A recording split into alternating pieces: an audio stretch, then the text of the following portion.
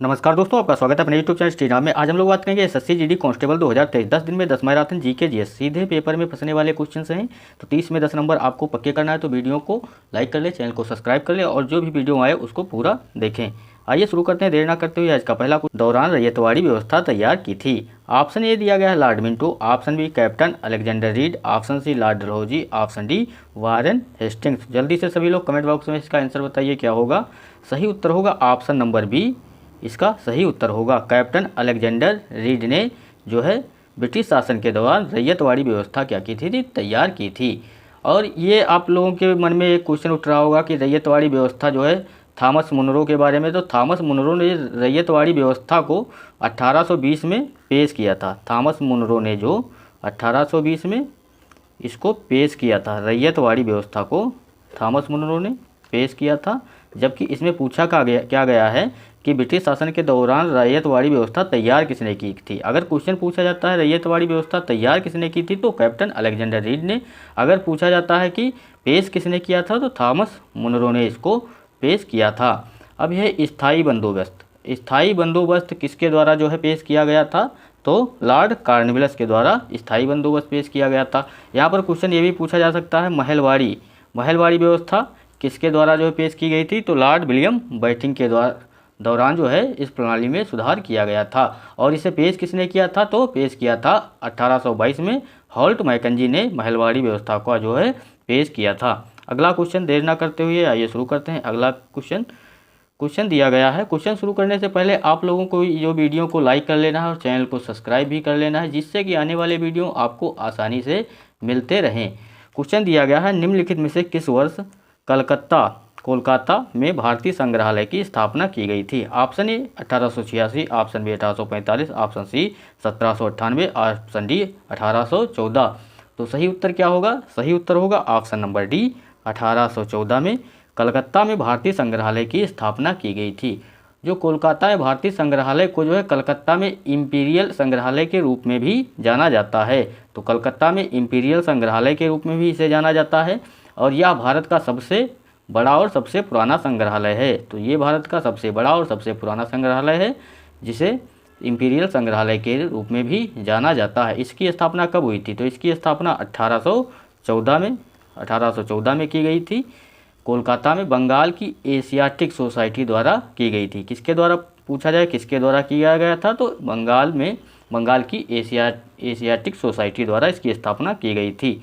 अगला क्वेश्चन दिया गया है, निम्नलिखित में से कौन नालंदा और विक्रमशिला विश्वविद्यालयों के संस्थापक थे। क्वेश्चन है नालंदा और विक्रमशिला विश्वविद्यालयों के संस्थापक कौन थे। तो जल्दी से इसका आंसर सभी लोग कमेंट बॉक्स में बताइए, इसका क्या आंसर होगा। Option A Mihir Bhoj, option B Lakshman Sen, option C Dharmapal, option D Gopal. तो जल्दी से सभी लोग इसका आंसर बताइए क्या होगा। सही उत्तर ऑप्शन नंबर सी धर्मपाल इसका उत्तर होगा। नालंदा और विक्रमशिला विद्यालयों के संस्थापक कौन थे पूछा जाए तो सही उत्तर क्या होगा, ऑप्शन नंबर सी धर्मपाल इसके संस्थापक थे।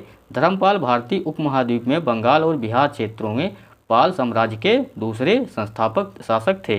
जो धर्मपाल थे वो पाल साम्राज्य के क्या थे, दूसरे शासक थे।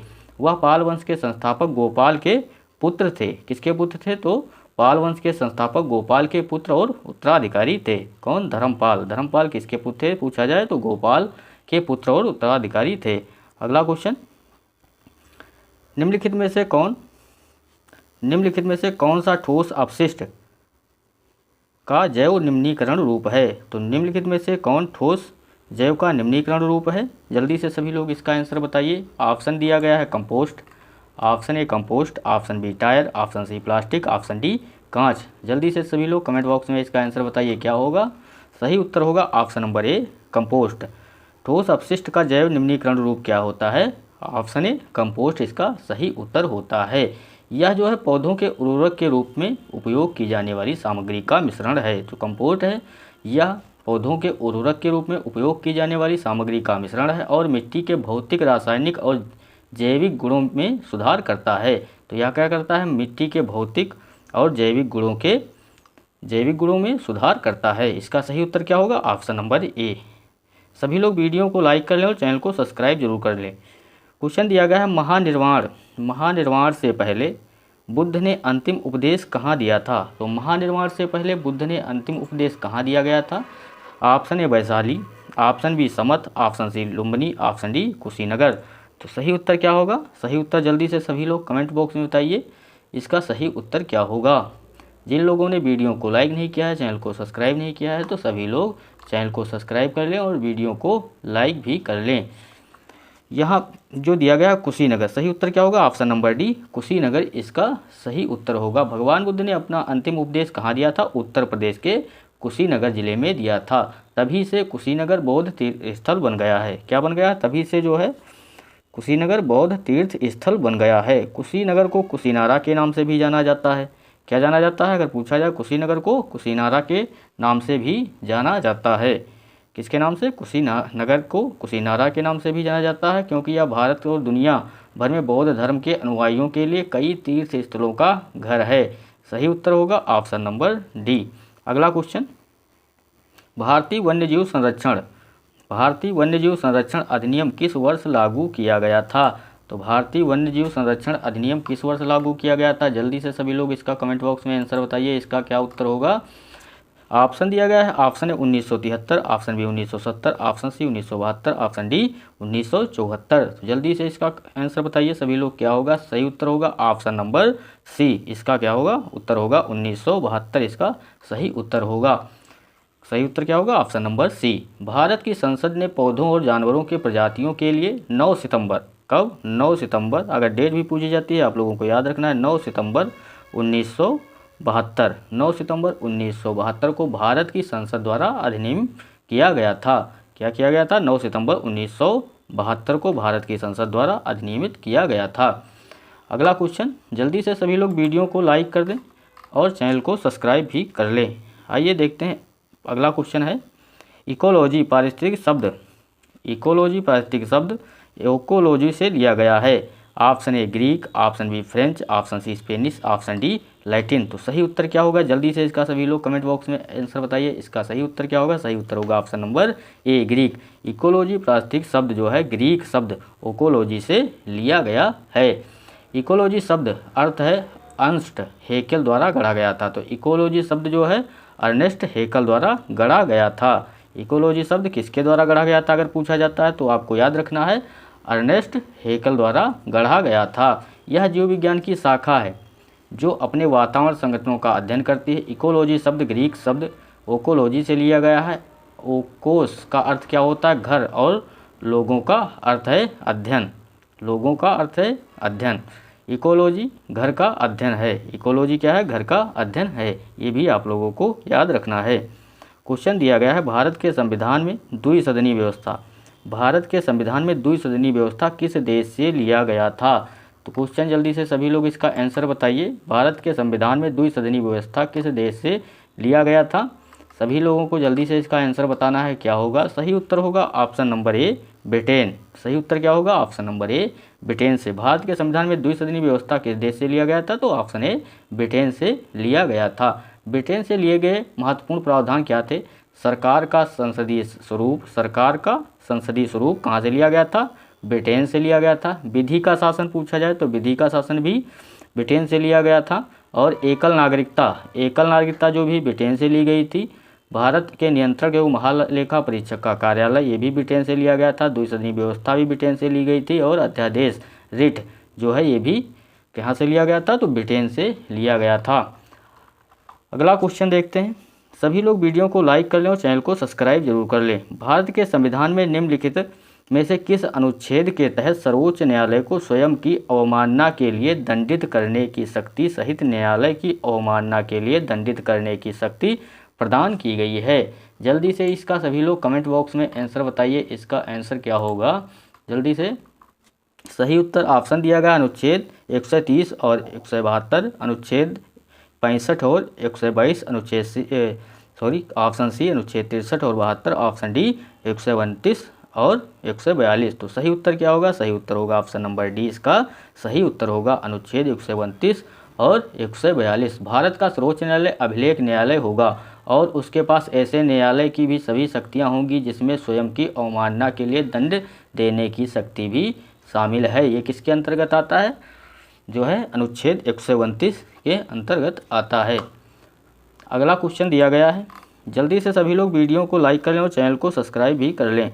क्वेश्चन दिया गया है, तमिलनाडु, आंध्र प्रदेश और केरल में किस तरह की मृदा काजू जैसी फसलों के लिए सबसे उपयुक्त है? तो तमिलनाडु, आंध्र प्रदेश और केरल में किस तरह की मृदा काजू जैसी फसलों के लिए सबसे उपयुक्त है? जल्दी से इसका आंसर सभी लोग कमेंट बॉक्स में बताइए। इसका आंसर क्या होगा? ऑप्शन ए शुष्क मृदा, ऑप्शन बी काली मृदा, ऑप्शन सी जलोढ़ मृदा, ऑप्शन डी लाल लेटेराइट मृदा।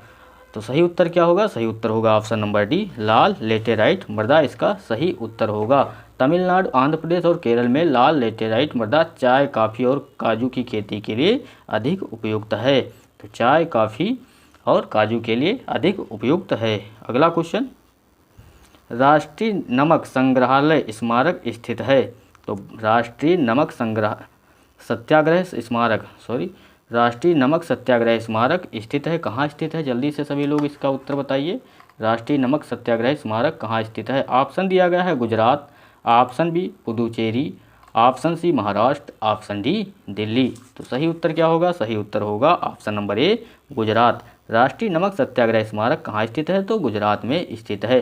राष्ट्रीय नमक सत्याग्रह जो है गुजरात के दांडी में स्थित है। तो कहाँ स्थित है? गुजरात के दांडी में, गुजरात के दांडी में स्थित है। अगर पूछा जाए गुजरात में कहाँ स्थित है तो गुजरात के दांडी में स्थित है। दांडी मार्च या नमक सत्याग्रह महात्मा गांधी द्वारा कहाँ से शुरू किया गया था? तो 12 मार्च 1930 से, 12 मार्च 1930 को साबरमती से शुरू किया गया था। 12 मार्च 1930 को शुरू किया गया था, कहाँ से? साबरमती से। और यह 5 अप्रैल 1930 तक दांडी में, कहाँ? नवसारी में चला था। कब तक? 12 मार्च 1930 से 5 अप्रैल 1930 तक नवसारी में चला था। जो दांडी में नवसारी है वहाँ तक चला था। यह अहिंसक सविनय अवज्ञा का एक हिस्सा था। क्या था ये? दांडी जो नमक सत्याग्रह था ये क्या था? यह अहिंसक सविनय अवज्ञा का एक हिस्सा था। अगला क्वेश्चन, कौन कालानुक्रम क्रम में सबसे पहले आता है? ऑप्शन ए गुप्त युग की शुरुआत, ऑप्शन बी शक युग की शुरुआत, ऑप्शन सी हर्षवर्धन का प्रयोग, ऑप्शन डी सिकंदर की मृत्यु। तो सही उत्तर क्या होगा? सही उत्तर होगा ऑप्शन नंबर डी, सिकंदर की मृत्यु इसका सही उत्तर होगा। सिकंदर की मृत्यु कब हुई थी? सिकंदर की मृत्यु जो है 323, कब हुई थी? 323 ईसा पूर्व में। कहाँ हुई थी? बेबीलोन में। अगर पूछा जाए कहाँ हुई थी सिकंदर की मृत्यु, कहाँ हुई थी? तो बेबीलोन में हुई थी।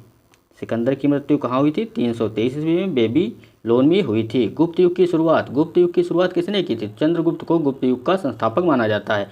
चंद्रगुप्त को गुप्त युग का संस्थापक माना जाता है, जो 319 से 320 ईस्वी में उनके राज्याभिषेक के साथ शुरू हुआ था। सही उत्तर क्या होगा? ऑप्शन नंबर डी इसका सही उत्तर होगा। क्वेश्चन दिया गया है, हुरका बाउल डैश राज्य में प्रचलित एक नृत्य रूप है।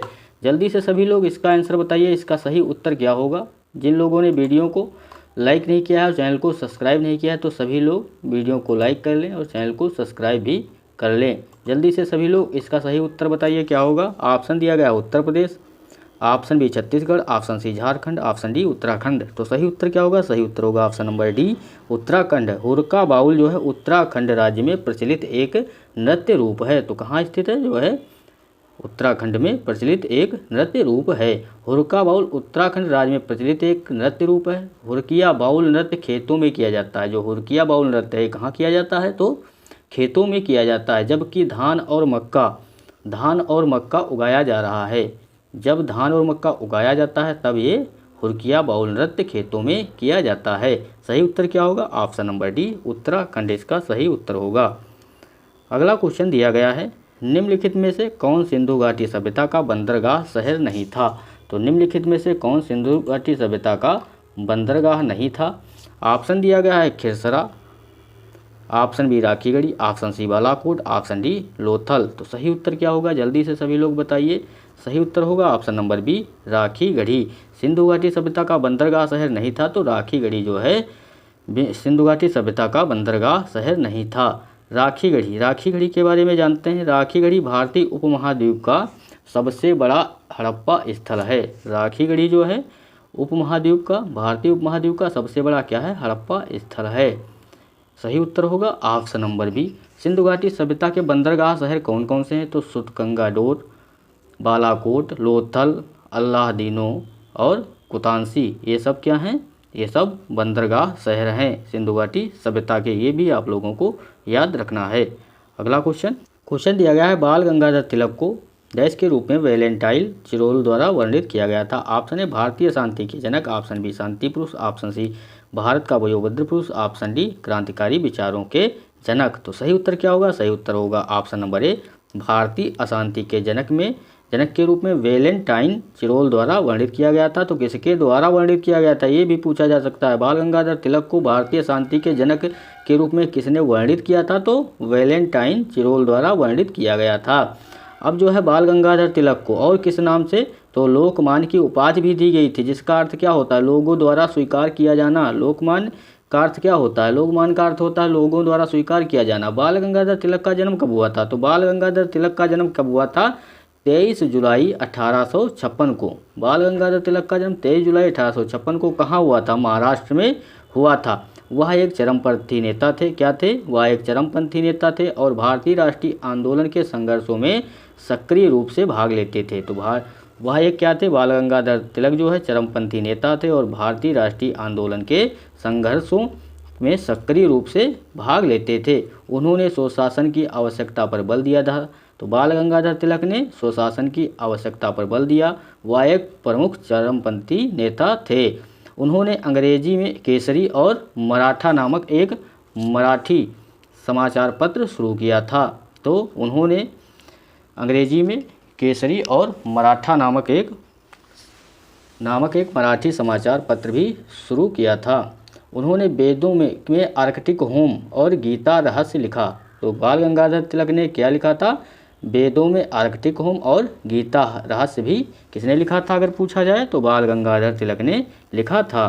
क्वेश्चन दिया गया है, भारतीय संविधान के किस अनुच्छेद के अनुसार राष्ट्रपति मृत्युदंड को क्षमा कर सकता है? ऑप्शन दिया गया है अनुच्छेद 25, ऑप्शन बी अनुच्छेद 75, ऑप्शन सी अनुच्छेद 72, ऑप्शन डी अनुच्छेद 78। तो सही उत्तर जल्दी से सभी लोग बताइए, सही उत्तर क्या होगा? सही उत्तर होगा ऑप्शन नंबर सी अनुच्छेद 72।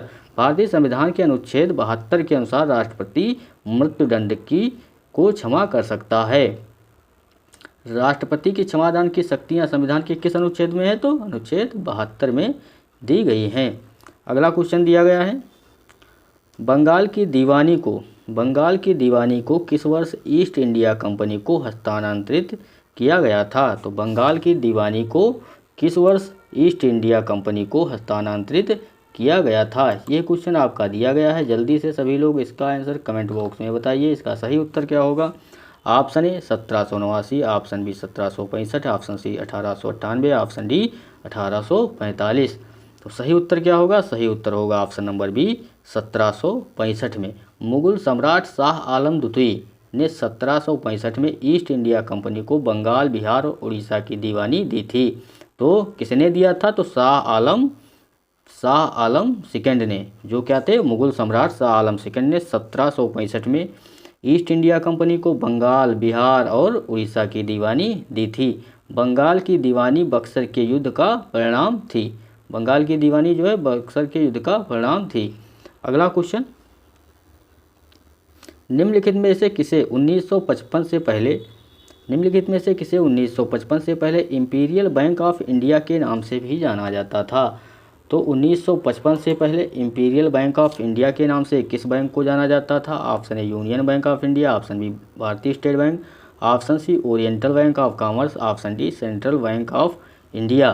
तो सही उत्तर क्या होगा? जल्दी से सभी लोग बताइए, इसका सही उत्तर क्या होगा? सही उत्तर होगा option number B Bharatiya state bank. भारतीय स्टेट बैंक को 1955 से पहले किस नाम से जाना जाता था? इंपीरियल बैंक ऑफ इंडिया के नाम से भी जाना जाता था। 30 अप्रैल 1955 को इंपीरियल बैंक ऑफ इंडिया ने भारतीय स्टेट बैंक का नाम बदल दिया। क्या था? 30 अप्रैल 1955 को इंपीरियल बैंक ऑफ इंडिया ने किस नाम में बदल दिया था? तो भारतीय स्टेट बैंक के नाम में बदल दिया था। इंपीरियल बैंक ऑफ इंडिया की स्थापना किसने की थी? तो स्थापना जो थी J.M. केन्स ने कब की थी? 27 जनवरी 1921 में। तो इम्पीरियल बैंक ऑफ इंडिया की स्थापना किसने की थी? J.M. कीन्स ने। कब की थी? 27 जनवरी 1921 में इसकी स्थापना की थी। अगला क्वेश्चन, अगर वीडियो अच्छा लग रहा है तो सभी लोग वीडियो को लाइक कर लें और चैनल को सब्सक्राइब भी कर लें, जिससे आने वाले वीडियो आपको आसानी से मिलते रहें। भारत के जनसांख्यिकी इतिहास में किस वर्ष को the year of the great divide के रूप में जाना जाता है? Option A 1931, option B 1901, option C 1911, option D 1921। तो सही उत्तर जल्दी से सभी लोग बताइए, इसका सही उत्तर क्या होगा? जिन लोगों ने वीडियो को लाइक नहीं किया, चैनल को सब्सक्राइब नहीं किया है, वो लोग सभी लोग चैनल को सब्सक्राइब जरूर कर लें। सही उत्तर होगा ऑप्शन नंबर डी 1921 को the year of the great divide के रूप में जाना जाता है। भारत के जनसांख्यिकी इतिहास में 1921 वर्ष को the year of the great divide के रूप में जाना जाता है। इसका सही उत्तर क्या होगा? ऑप्शन नंबर डी इसका सही उत्तर होगा। अगला क्वेश्चन, विभिन्न प्रकार के हिंदू विवाहों में जिसमें एक युवती और उसके प्रेमी के स्वैच्छिक मिलन को शामिल किया जाता है, उसे कहा जाता है। तो विभिन्न प्रकार के हिंदू विवाहों में जिसमें एक युवती और उसके प्रेमी के स्वैच्छिक मिलन को शामिल किया जाता है, उसे क्या कहा जाता है? ऑप्शन ए पैशाच विवाह, ऑप्शन बी प्रजापत्य विवाह, ऑप्शन सी गंधर्व विवाह, ऑप्शन डी दैव विवाह। तो सही उत्तर क्या होगा? जल्दी से सभी लोग इसका उत्तर कमेंट बॉक्स में बताइए, इसका सही उत्तर क्या होगा? जिन लोगों ने वीडियो को लाइक नहीं किया है, चैनल को सब्सक्राइब नहीं किया है, तो सभी लोग वीडियो को लाइक कर लें और चैनल को सब्सक्राइब भी कर लें। जो लोग चैनल पे नए जुड़े हैं वो सभी लोग चैनल को सब्सक्राइब कर लें। तो सही उत्तर क्या होगा? सही उत्तर होगा ऑप्शन नंबर सी गंधर्व विवाह, इसका सही उत्तर होगा। ब्रह्म विवाह किसे कहते हैं? दहेज के साथ सभी वैदिक संस्कारों और कर्मकांडों का पालन करते हुए एक ही वर्ण के लड़के के साथ एक लड़की का विवाह, उसे क्या कहते हैं? ब्रह्म विवाह। दैव विवाह किसे कहते हैं?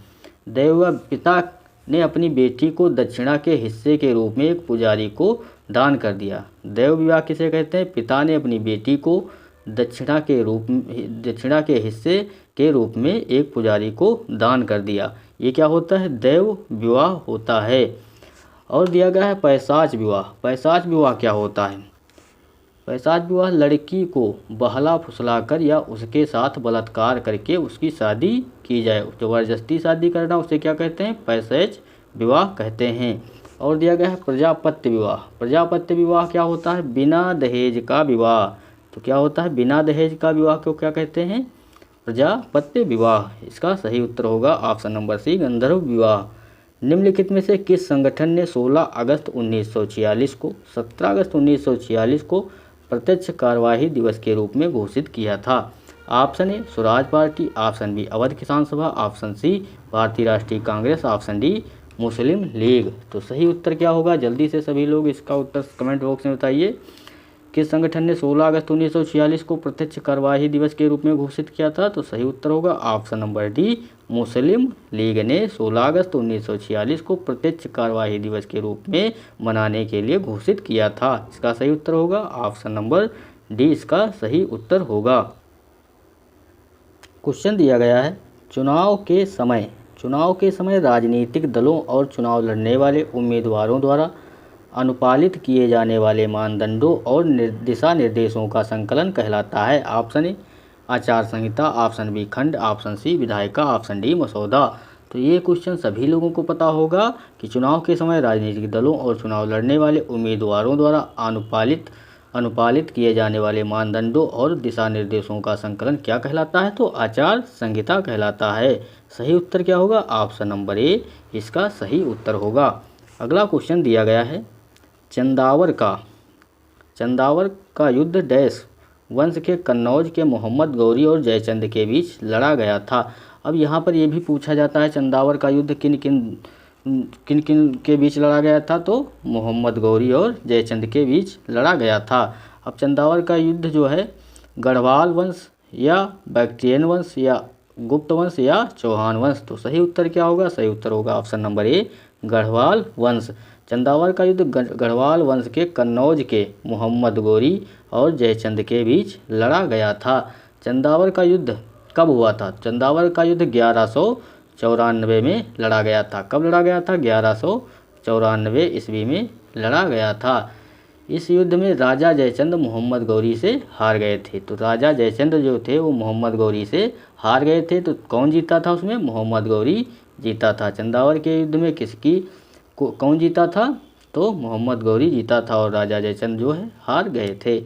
अगला क्वेश्चन, और एक बात याद रखना है, चंदावर की वर्तमान भौगोलिक स्थिति जो है कहाँ पर है? तो यमुना नदी के तट पर उत्तर प्रदेश में इटावा जिले में है। चंदावर जो है इस समय वर्तमान में कहाँ पर है? तो चंदावर जो है यमुना नदी के तट पर उत्तर प्रदेश में इटावा जिले में है। चंदावर के युद्ध में मोहम्मद गौरी ने राजा जयचंद को पराजित किया था।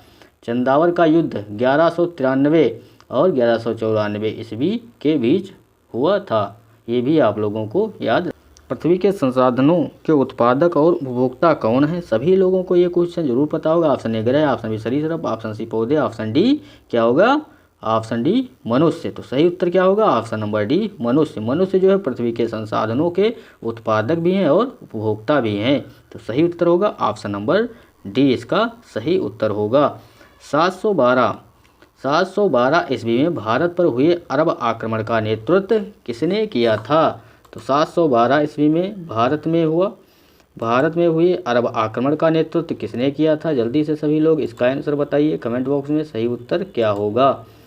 सही उत्तर बताना है। Option A Mohammad Sahibani Khan, option B Mohammad Bakhtiyar Khilji, option C Nasir Uddin Mohammad Shah, option D Mohammad bin Qasim. तो सही उत्तर होगा option number D Mohammad bin Qasim, इसका सही उत्तर होगा। तो मोहम्मद बिन कासिम ने 1712 ईस्वी में भारत पर हुए अरब आक्रमण का नेतृत्व किया था।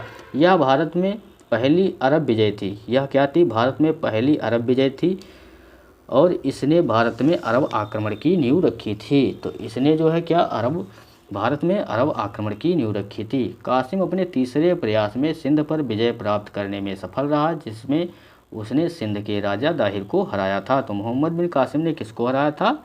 तो सिंध के राजा दाहिर को हराया था। सही उत्तर होगा option number D.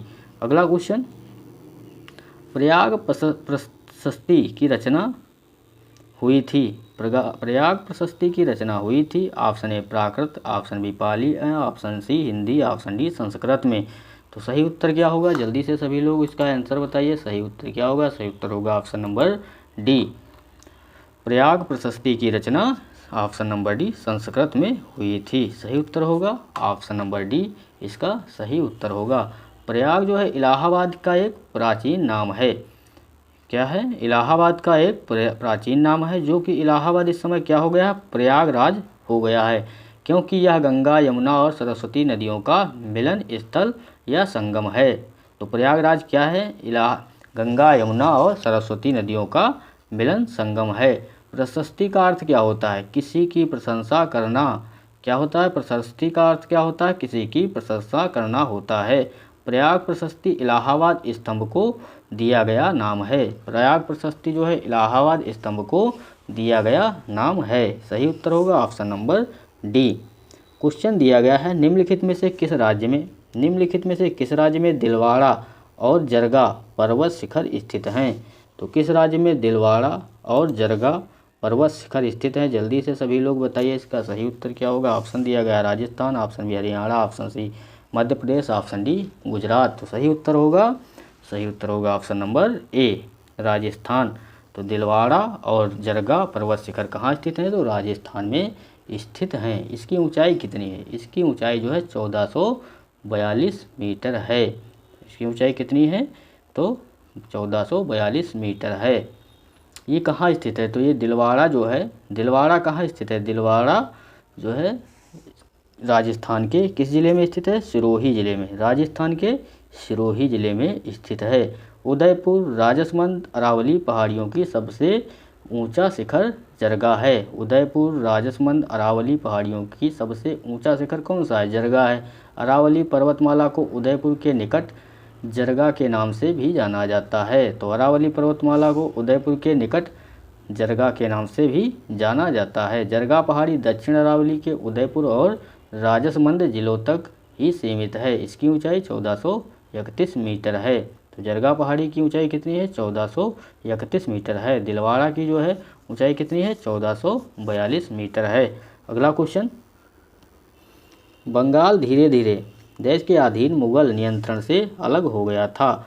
Option A दिया गया है Mukarram Khan, option B Ali Qadir, option C Ali Vardi Khan, option D मुर्शिद कुली खां। तो जल्दी से सभी लोग इसका आंसर बताइए क्या होगा। जिन लोगों ने वीडियो को लाइक नहीं किया है, चैनल को सब्सक्राइब नहीं किया है, तो सभी लोग वीडियो को लाइक कर लें और चैनल को सब्सक्राइब भी कर लें। जल्दी से सभी लोग इसका आंसर बताइए क्या होगा। सही उत्तर क्या होगा, जल्दी से कमेंट बॉक्स में बताइए। सही उत्तर होगा, सही उत्तर होगा ऑप्शन नंबर डी मुर्शिद कुली खां। बंगाल धीरे धीरे मुर्शिद कुली खां के अधीन मुगल नियंत्रण से अलग हो गया था। बंगाल धीरे धीरे किसके जो है? मुर्शिद कुली खां के अधीन मुगल नियंत्रण से अलग हो गया था। मुर्शिद कुली खां ने खुद को बंगाल का नवाब घोषित किया था। तो खुद को जो है बंगाल का नवाब किसने घोषित किया था? मुर्शिद कुली खां ने घोषित किया था। उसने अपनी राजधानी को ढाका से मुर्शिदाबाद स्थानांतरित कर दिया था। अगर पूछा जाए ढाका से मुर्शिदाबाद किसने राजधानी स्थानांतरित की थी, तो मुर्शिद कुली खां ने जो है ढाका से मुर्शिदाबाद स्थानांतरित किया था। मुर्शिद कुली खां, उन्हें मोहम्मद हादी के नाम से भी जाना जाता है और सूर्य नारायण मिश्रा के रूप में जन्मे बंगाल के पहले नवाब थे, जिन्होंने 1717 में 1727 तक सेवा की थी। सही उत्तर क्या होगा? ऑप्शन नंबर डी मुर्शिद कुली खां। अगला क्वेश्चन, हिमालय पर्वत की सबसे उत्तरी श्रृंखला क्या कहलाती है? हिमालय पर्वत की सबसे उत्तरी श्रृंखला क्या कहलाती है? ऑप्शन ए लघु हिमालय, ऑप्शन बी महाभारत श्रृंखलाएँ, ऑप्शन सी बाहरी हिमालय, ऑप्शन डी महान हिमालय। तो सही उत्तर क्या होगा, जल्दी से सभी लोग बताइए इसका सही उत्तर क्या होगा। सही उत्तर होगा ऑप्शन नंबर डी महान हिमालय। हिमालय पर्वत की सबसे उत्तरी श्रृंखला जो है महान हिमालय कहलाती है। क्या कहलाती है? महान हिमालय के रूप में भी जाना जाता है। किसको? हिमालय पर्वत की सबसे उत्तरी श्रृंखला को। इसे हिमाद्री भी कहा जाता है। हिमाद्री हिमालय की क्या है? रीढ़ है। क्या है? हिमाद्री जो है हिमालय की रीढ़ है। हिमालय विश्व की सबसे युवा वलित पर्वत श्रृंखला है। हिमालय का अर्थ क्या होता है? हिमालय का अर्थ होता है बर्फ का निवास। हिमालय का अर्थ क्या होता है? बर्फ का निवास। हिमालय ज़्यादातर अवसादी चट्टानों से बना है। पूछा जाए हिमालय ज़्यादातर किससे बना है, तो हिमालय ज़्यादातर अवसादी चट्टानों से बना है। हिमालय 3 मुख्य समानांतर श्रृंखलाओं से मिलकर बना है। आप जो है हिमालय 3 मुख्य समानांतर श्रृंखलाओं से मिलकर बना है। पहला क्या है? महान हिमालय, दूसरा लघु हिमालय, तीसरा बाहरी हिमालय।